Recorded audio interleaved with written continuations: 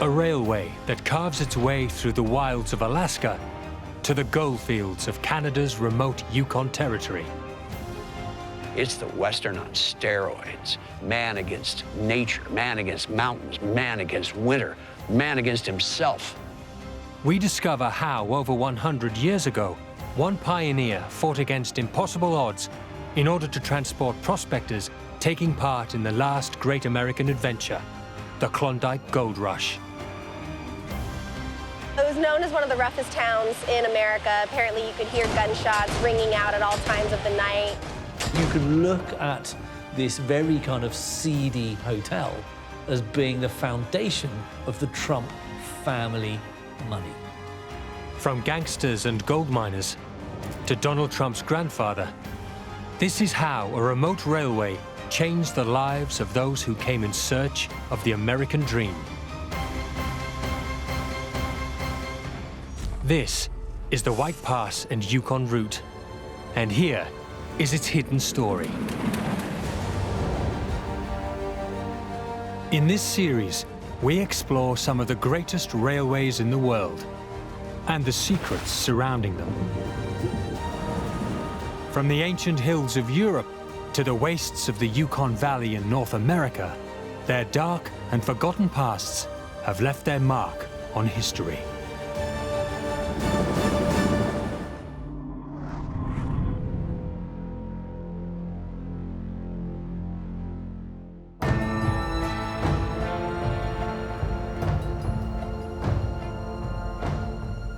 Yukon, Canada, the least populated and westernmost federal state in the country. It's home to a landscape that is as beautiful and breathtaking as it is harsh and unforgiving.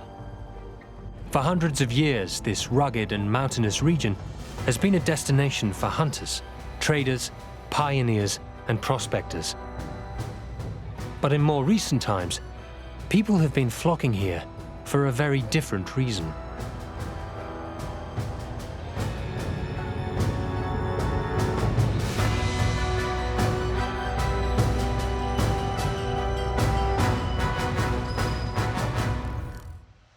Opened in 1900, the White Pass and Yukon route originally ran from the Alaskan town of Skagway to the capital city of the Yukon Territory, Whitehorse.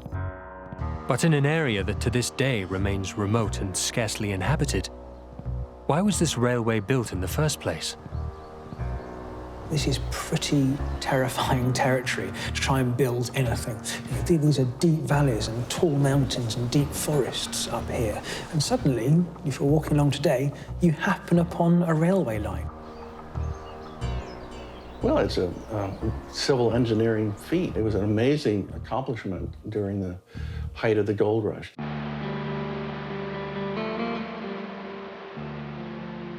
Before the latter half of the 19th century, this part of North America remained a wild and untouched frontier, home only to the indigenous First Nations people of Canada and the abundant wildlife that roamed freely here.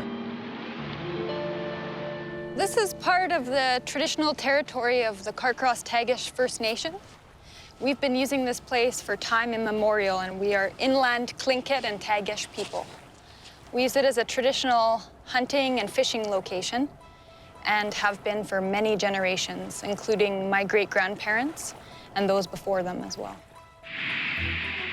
Apart from a small number of European hunters and fur traders, few outsiders had ever thought of making the arduous journey to the Yukon. But the discovery of a lifetime was about to change the region's future forevermore.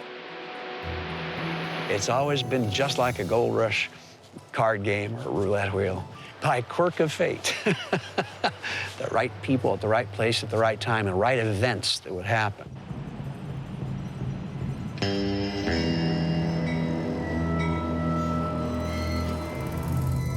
Brittany Maslowski, known in Skagway as Dakota Panning, is a guide working for Alaska 360, which operates what's known as a dredge town, offering tourists the chance to experience what became known as the Klondike Gold Rush.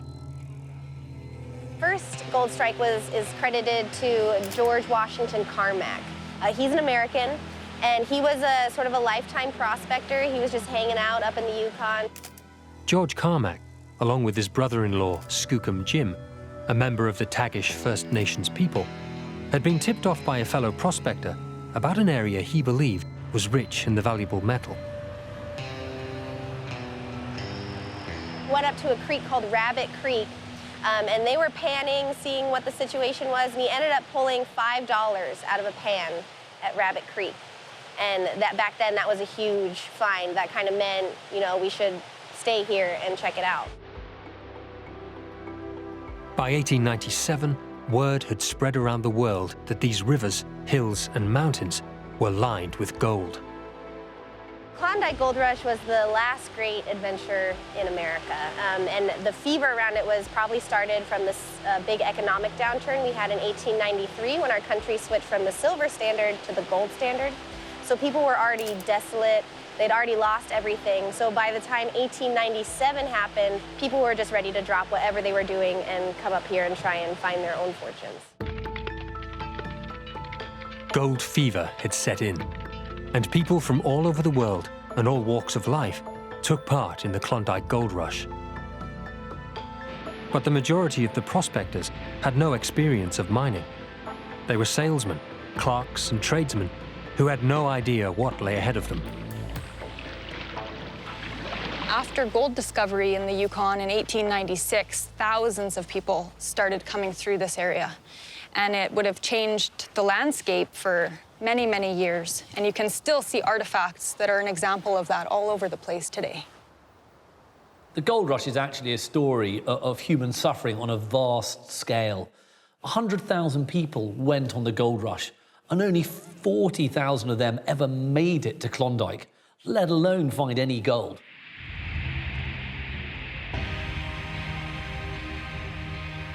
Inexperienced and ill-prepared, the majority of prospectors were forced to return.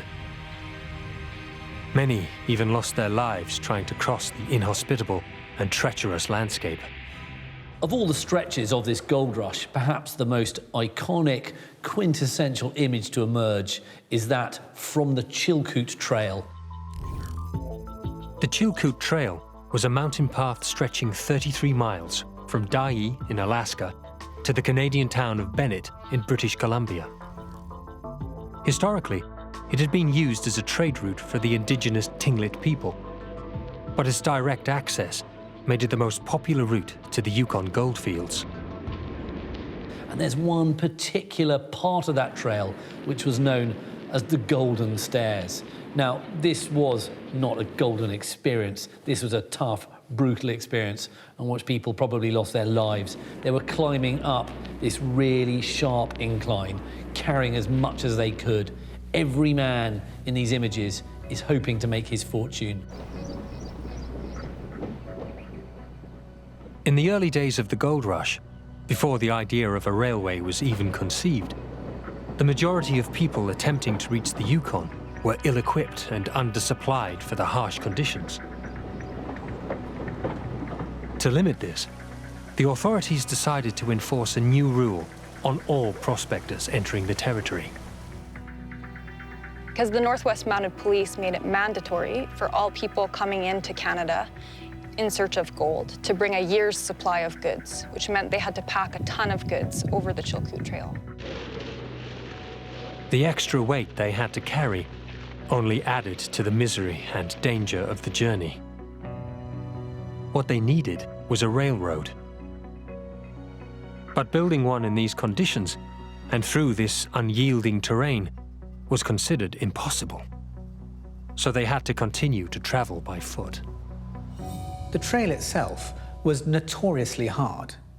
In purely physical terms, the terrain was extremely rugged and the weather was unpredictable. Disease and injury were also a major factor. In addition to that, the stampeders were also beset by criminals and conmen trying to rip them off on their journeys. Despite the hardships that lay ahead, the lure of the gold kept people coming in their droves. It's all about gold and raw materials. But you can't get them out of the earth just by magic. That needs people, and people need food, and people need housing. So suddenly, the infrastructure has to grow. It's not just about transportation, it's about living. You need to build a town, you need to build medical facilities to keep people alive. And suddenly, from the dirt, you've got a massive civil and civic engineering project on your hands.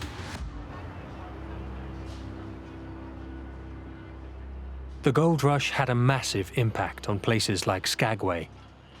This small town was the start of an alternative route to the Chilkoot Trail, known as White Pass. Many of the prospectors who arrived at Skagway soon realized that the trail was too difficult, and instead decided to stay on to make their fortunes supplying the 1,000 miners who passed through every week. Seeking a fortune in gold is hard work, yeah? But you need that support system around you of somewhere to live and somewhere to eat.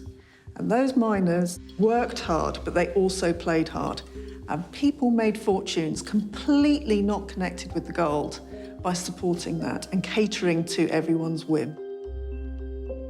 Goods and services were often supplied at hugely inflated prices, meaning it was not the gold miners who were making the real money. The people who always make the money out of gold rushes are the people who exploit those on the rush. It's the people who service them. It's the innkeepers, it's the people selling labour. Everything that your gold rush prospector needs has to be paid for at vast cost. It was a place of opportunities, and people of all professions came to ply their trades. But there was one thing that the town didn't have: a railway. Most people considered the task of building a railway to be either too difficult or just simply impossible. All but one man. The terrain was rough and unyielding, and they needed a man with similar characteristics to master it. They found that man in Mike Heney from Ontario, who had been everything in his lifetime, from a water carrier to a rail layer and a mule skinner, before rising to become a surveyor and prospector and an engineer in railways.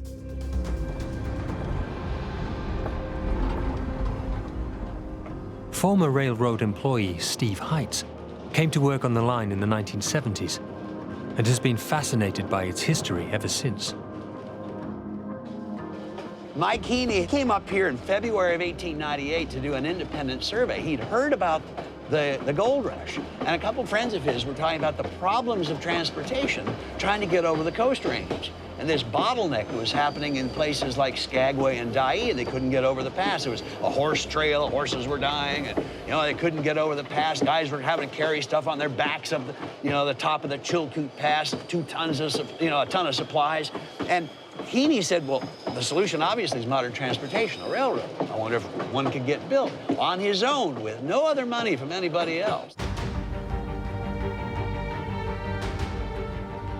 Heney conducted his own survey, and despite the obvious difficulties, believed it was possible to build a railway and transport the miners and their goods to and from the goldfields. He actually was up here, you can imagine, with the wind howling, the snow drifting, coming up, looking at the lay of the land, how you'd lay a line, a track, with a reasonable gradient through this kind of terrain. Where would you put the track? Heney figured out how he could put one in here. But construction on this scale was going to require money and backing, something Heney simply did not have. But a chance encounter in a Skagway saloon was about to change his fortunes. When he went down to Skagway and by chance ran into a British group, Sir Thomas Tancred, that represented Close Brothers Financial House in London. They had decided to come up and take a look and see if a railroad was feasible. They didn't think they could build one. They talk all night. They realize who this guy is. He's built railroads in the Rockies. He knows how to build them. He can be the contractor. He can help us to put together he's the missing link that we need. But the new partnership between Heney and his backers was about to come up against a problem.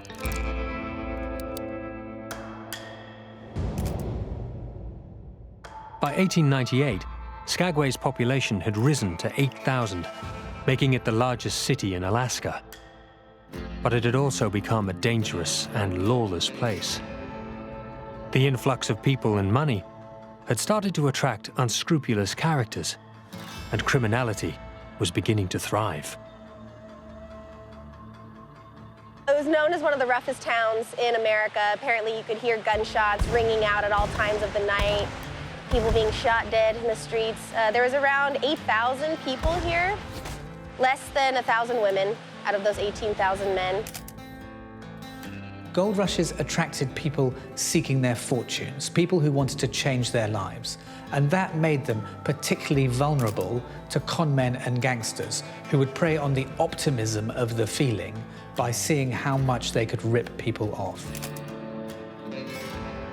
There were a lot of crooks and spivs and con men on the whole gold rush. But the most notorious was a man called Soapy Smith. Well, I didn't take that gold, and they're never getting it back. And if any one of my men makes a move to give that gold back, I'll break his neck. I'll kill him, you hear me? I'll kill him! Soapy Smith has become a local legend connected with the gold rush. They even run a regular theatre performance recounting his story, which became intrinsically linked with the proposed railway. Well, suddenly another man struggled forward doing the same. You know, every town has their local villain, and Soapy is, Skagway's local villain, and everyone loves the villains. Soapy is a draw to all the tourists that come to Skagway. And what would we do? What would Skagway do without a legend like Soapy? They may not have realized it at the time, but Soapy and Heney's railroad was heading for a showdown that would ultimately have fatal consequences. There was no law north of 63 for Soapy, except the laws he made for himself. He and his gang robbed and killed the hapless miners returning from the gold field. Soapy's a fascinating character. He was a con man, so he wasn't just a thug. You know, he was a leader of a group of men who were conning and swindling people here in Skagway during the gold rush. Soapy, whose real name was Jefferson Smith, gained his nickname by carrying out a sleight-of-hand con trick on members of the public.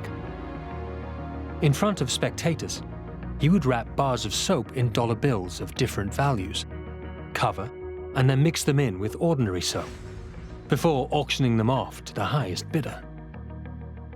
He would try to tell people, actually, if you're lucky, you might get one of the bars of soap which has got a $100 bill wrapped around it. Yeah, there never was a bar of soap with a $100 bill wrapped around it. He got arrested on the streets of Denver for that. They didn't know his first name. They just had Smith, so they put Soap Smith on the arrest record, and then he became Soapy Smith. Soapy's career saw him go from a petty con man to the boss of an organized crime gang. Arriving in Skagway in 1897, he soon set about creating various businesses to swindle the miners, including a saloon and fake telegraph office. He even had the local sheriff on his payroll. But, you know, you name it, every pie in that area, Soapy Smith had his dirty little fingers in him. Before long, he also had his own armed militia and firmly cemented his grip on the city. Soapy enjoyed a short period as the unofficial boss of Skagway, but thanks to the railroad, all of that was about to change. Things start to go wrong for Soapy when he decides to steal all the gold off one of the prospectors, a man called J.D. Stewart. Now, of course, all the locals in Skagway are absolutely furious with Smith because they know that if word gets back that prospectors, even if they find gold, are going to have it robbed off them, well, then no one's going to come, are they? And of course, if no one comes up to Skagway, then all the people making a living there aren't going to be able to make a living anymore. For the prospective railroad company, building a new line starting at a town run by a known criminal was bad business. To continue with their plans, they would first have to get rid of the man who had nefariously taken control of Skagway. Now, things only really begin to change in Skagway when a man called Samuel Graves turns up. Now, Graves is going to become a really important figure because he's president of the railroad and therefore has an enormous amount of potential power. This is clearly going to set the scene for a big clash between Graves, representing the railroad and representing the future, and Soapy, representing corruption. Seeing Soapy as a potential threat to the railroad, Graves set about devising a plan to have him removed from Skagway, once and for all. It's Graves who rallies the townspeople to actually get rid of Smith and to chase him basically out of town. And they formed a committee which saw its mission as protecting the town. The committee decided to hold a meeting at Juneau Wharf on Skagway's waterfront to discuss Soapy, the future of the town, and its railway. When he got wind of their plans, Soapy turned up to confront the committee. Frank Reed was one of 4 men placed on guard that fateful evening. Soapy's approaching the end of the dock, and Frank Reed has got the 6 gun. And Smith, you can't come down in here. You know, Reed, you know, this is a public wharf. As Soapy is approaching, he's got his Winchester rifle. He swings it like a club to try to knock Frank out of the way. And that's all the provocation Frank Reed needs. He reaches down, he pulls the 6 gun clear of the holster, he pulls the trigger, the hammer of the pistol falls on a faulty cartridge. Click! Reed pulls another round into the chamber. As he does that, Soapy now sees death in Reed's eyes, and he swings the barrel of the Winchester back to dead center, grabbing at the trigger. Both men fire simultaneously. And Smith takes around the heart. He's dead before he hits the dock. Reed takes a bolt in the groin that shatters his pelvis. And at that moment, all the vigilantes come running out of the warehouse. It scares the heck out of Smith's gang, and they all run for the hills. With Soapy's demise, the railroad company was eager to put Mike Heney to work.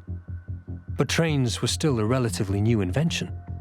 And the same people who had helped to get rid of Soapy were concerned about the effect a railway would have on their town.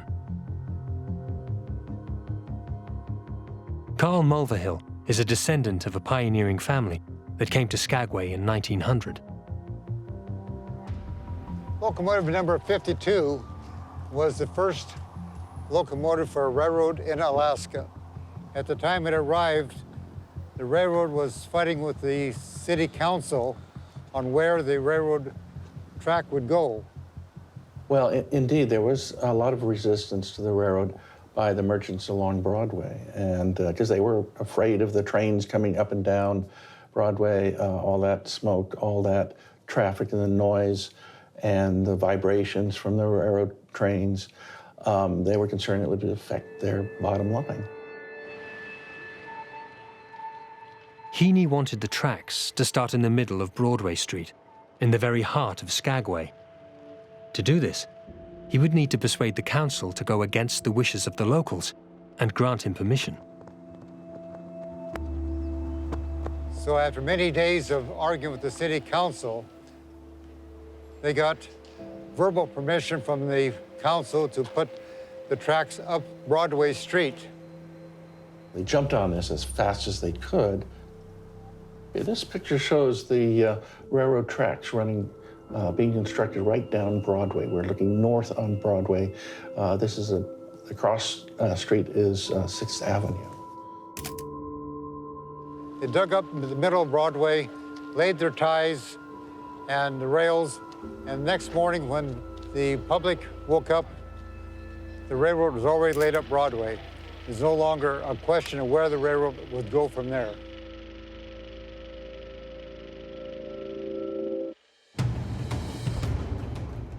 With the first tracks laid, the railway was now underway. But getting it started was the easy part. Having it fully completed within 1 year was the real challenge. And it didn't take Heney long to come up against his first obstacle. As soon as they got out of town, away from the river valley, they started having to climb. They put a 4% grade on this section from 6 to 7 mile post. They had to literally blast through a gigantic wall of granite right at 7 mile post. It's called Rocky Point. The mountains through which the railway would run were made of granite, an incredibly hard and dense rock type, something they would have to contend with.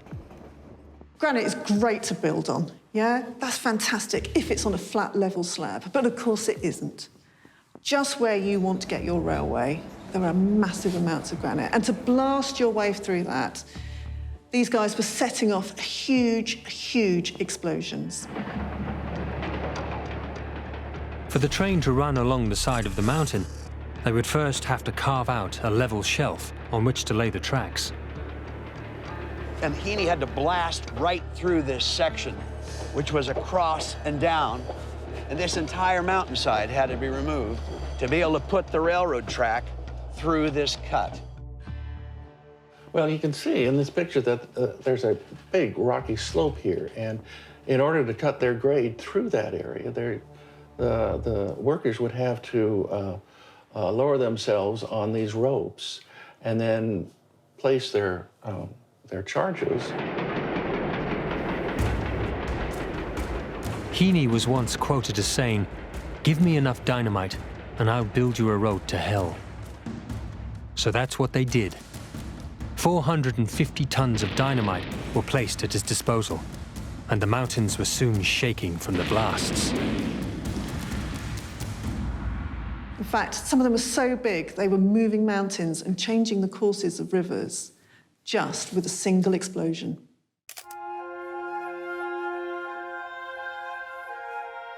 Work was hard and conditions tough.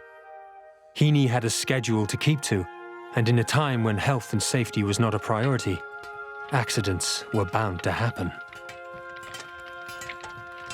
The working conditions up there were absolutely appalling. Of course, trying to keep to these timings and these budgets, the contractors had to cut corners in some places. A permanent testament to the dangers of building this railroad is a place along the route known as Black Cross Rock, where two workers, Al Juno and Morris Dunn, tragically lost their lives. Well, the two guys are setting off a charge, and the charge goes off, and the whole piece of the mountain just literally falls right on the blasting crew, and it buries them. And Mike Heney comes up and takes a look at it and says, "What do you think, boss? You want to try to blast this thing to pieces and get their bodies out from underneath it for a proper burial?" And Heney looked at it and he said, "There is no more fitting monument for these men than this giant rock. Bury them right here." And Heney put up a big cross right on the rock with their names on it and the date. And it's called Black Cross Rock. It's the monument, the memorial to all of the workmen who died building the railroad. There was 35 men that lost their lives in the construction. But accidents weren't the only thing that Heney had to contend with, as keeping his workforce became a constant battle. There was a gold strike in Atlin. 2,000 or 2,500 men all quit immediately, drew their pay, and went to Atlin, take along the shovels and picks with them. The building of this railway is very interesting because it wasn't done 100% by skilled navigators, people who build railways. It was also built, to a large degree, by opportunists, people who happened to be in the area and wanted a pay packet. And of course, as soon as someone heard a whisper of gold, that workforce, they're off. They're off chasing their golden dream. And suddenly your project has no workers. You always had a labor problem because people are either coming, a few working, and the rest are going. All of these problems put a huge strain on Heney's incredibly tight schedule. And he had good reason to be worried, as the fast-approaching winter months on the Alaskan-Canadian border are some of the harshest on Earth. They tried to build as much as they could in the Alaskan summer with these almost endless days, but it was then that the potential slipped a bit, and they had to build for the Alaskan winter as well. Of course, you have sub-zero temperatures, which is one thing to try and live through, but it's another thing to try and work through as well. It doesn't matter what you're trying to do. If it's 40 below, everything is going to be a challenge, and it's going to take longer, and it's going to be far harder on you physically. Winter did eventually set in. But despite the freezing conditions, Heney and his crew persevered with their efforts to reach the summit. Well, here's a view of the bridge carpenters at work constructing a bridge that is next to Tunnel Mountain. And as you can see, it's a wintry scene. It's bitterly cold out there. It's not so much the cold itself, but the wind chill factor. So we can get minus 40, 50, 60 degrees Fahrenheit up there in the pass, or even greater. I've heard tell of minus 100.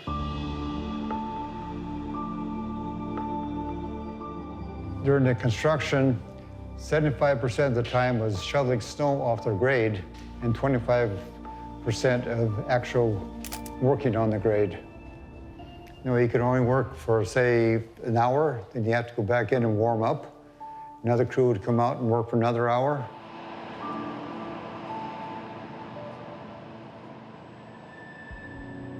The construction of this railway was a huge undertaking and extremely costly in both monetary and human terms. But there was a good reason for building it. The Chilkoot Trail had provided one access point to the Yukon goldfields. But there was also another, equally dangerous route, and it was hoped that the railway would allow passengers to circumnavigate it. You had an alternative route, and that was called the White Pass. Well, that's the nice name for it, because actually it became known as Dead Horse Gulch, and there's a good reason for that. Due to its steepness, anyone wanting to use the Chilkoot Trail had to carry their supplies by hand, whereas prospectors wanting to use mules or pack horses were forced to take the longer but less steep route starting at Skagway. Essentially, right now below the track, from here on up to the summit, is the geographic feature called Dead Horse Gulch. It's where basically the wagon road ended. They couldn't build the wagon road beyond here. And Brackett's Road ended at White Pass City. And here, you transferred the freight off the wagon and packed it onto the pack horse or the mules, and then headed up the actual horse trail.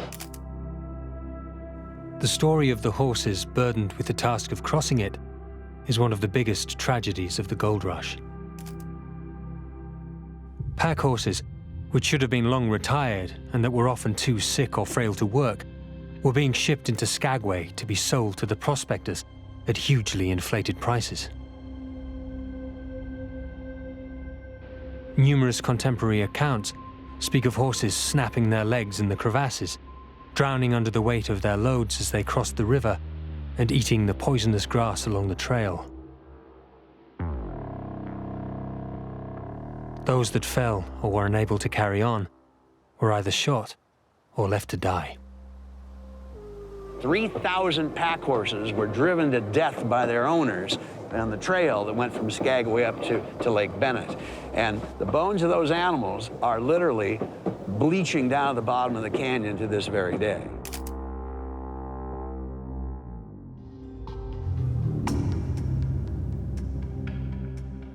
By the February of 1899, Heney and his construction team reached the summit of White Pass. Here's the summit coming up ahead of us, going into White Pass Summit. If there was a single achievement that represented the fact that the railroad would finally actually be successful and get built, it was getting track to White Pass Summit. At this moment, the entire Yukon opened up. This was the gateway to the Yukon. They had a big excursion train. They brought dignitaries. They popped champagne. Everybody wearing parkas. The wind was howling. The tents were all set up. They had tables inside. It was successful. They pulled it off. It was the success of the enterprise could now be grasped. You had opened the north.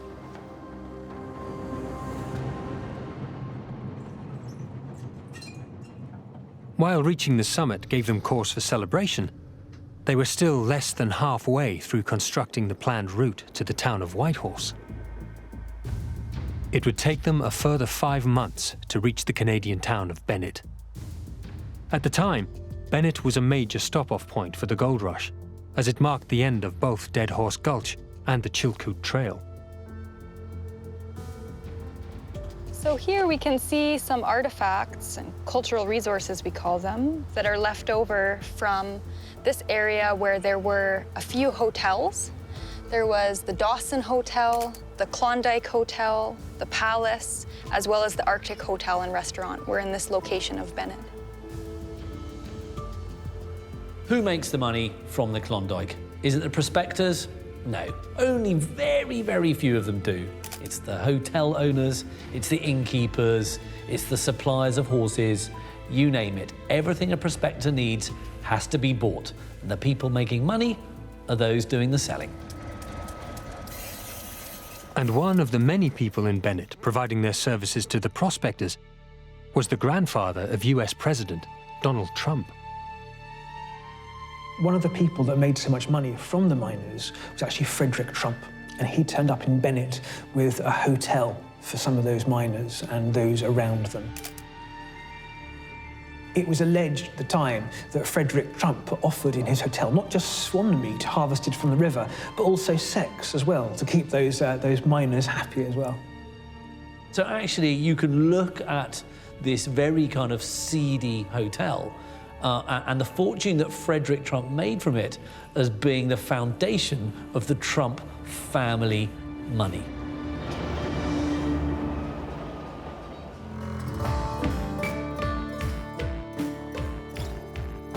The final part of the line was constructed at two separate points. While one team worked to lay the tracks from Carcross to Whitehorse, another crew worked from Bennett to Carcross. The following year, on the 29th of July 1900, the final spike was driven into the ground at Carcross, marking the completion of the White Pass and Yukon route.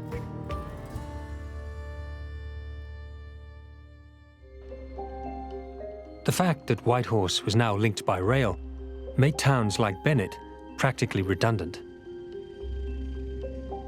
And as its population and visitor traffic dramatically decreased, businesses soon started to close.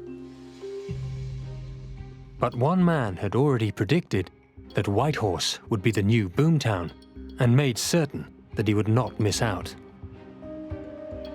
Frederick Trump realised that Bennett was being subverted as being a town to make the money. He actually had his entire hotel put on barges and moved up the river to a brand new location where he could make more money from the miners in a different place. After the route was officially opened, they continued to make improvements to the railroad. New tunnels were dug out and bridges added along the line to make the journey more efficient. They even started to diversify and link the railroad with other forms of transport. As soon as the White Pass and Yukon Railroad reached Whitehorse along the Yukon River, the railroad company bought an entire fleet of stern-wheel steamboats. That allowed the White Pass and Yukon route, which was what that was, the route using White Pass systems, to be able to connect the gold fields to the international marketplace. You could bring things in and out of the north. It was all created to supply the mining industry with an efficient infrastructure system. But by 1899, the gold rush was all but over and was starting to be replaced by large-scale commercial mining. It was pretty much that system that kept the mines in the summertime working, the people moving in and out of the Yukon that lived there. There were less and less and less of them, though. The mining interest during the 1930s almost completely shut down. It was, in fact, World War II that actually revitalized the White Pass Railroad. Being the closest point between the US and Japan, Alaska became strategically important due to the threat of invasion. It was proposed that a highway be built to ensure the quick movement of communications and, if need be, troops. By chance, the White Pass and Yukon Railroad ran from Skagway right up to Whitehorse in the middle of this. And if you could supply construction up the railroad, you could then build the Alaska Highway both north and south, 4 construction heads instead of just 2. You cut the time in half. And suddenly the railroad was taken over, 3,000 troops land, the Army takes over the docks, take over the town, takes over the railroad. They start running 34 trains a day on a railroad that back in the mid-30s was running 1 single train a month in the dead of winter. American engineers have conquered the untamed Canadian wilderness. Mountains and muskeg and trackless pine tangle have given way to the Alaska Highway. Today, it is open for the convoying of supplies to the Alaskan warfront. 1,520 miles of highway built through the Canadian North in 9 months, because primarily White Pass and Yukon Railroad being right in the middle to be able to build north and south. After the war, the railroad was given another lifeline. A large mining company put forward a plan to open one of the world's largest open-pit lead-zinc mines in the heart of the Yukon. They named the mine Faro. Faro became the biggest mine in the history of the Yukon Territory. It was giant. It was world-class lead-zinc mine. The railway was kept in operation solely because of that single mine. You had all your eggs in one basket. At this particular point, that giant mine was worth 80% of the railroad's business. If anything went wrong in the commodities market, if the mine would shut down, the railroad, of course, would be immediately affected. And pretty much that's what happened. In 1982, the world metal market crashed and Faro Mine was closed, sealing the fate of the White Pass and Yukon route. And in October the 8th, 1982, the railroad shut down. Just as the gold rush, its prospectors, gangsters, and pioneers had become a distant memory, so too it seemed with the railroad that had brought them all together.